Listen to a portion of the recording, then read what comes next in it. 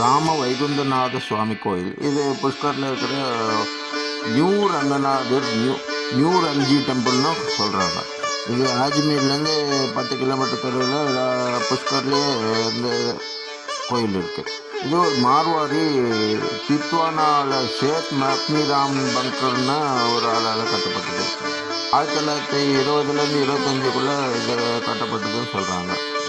ஸ்ரீ வைஷ்ணவத்தோட ஒரு பிரிவான ஜயக்யம்ன்ற பிரிவை சேர்ந்ததுன்னு சொல்கிறாங்க. கோயிலில் நுழைஞ்சோடனே ஒரு தங்க கருட கஜஸ்தம்பம் இருக்குது.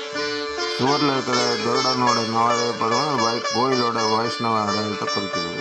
இது சவுத் இண்டியன் ஆர்கிடெக்சர்கள் தான் வந்து கொத்தனார்கள்லாம் வந்து கட்டினாங்க. அதனால நம்ம சவுத் இண்டியன் கோயில் மாதிரியே இருக்குது.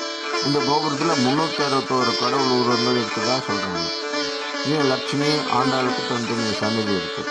ராமருக்கும் தனி சன்னதி இருக்குது. ராமர், லக்ஷ்மணர், சீதை, அனுமார் வந்து கொஞ்சம் எதிர்க்க இருக்குது. அதை வந்து கண்ணாடி இதில் சேவிக்கலாம். இங்கே சுதர்சனுக்கும் தனி சன்னதி இருக்குது.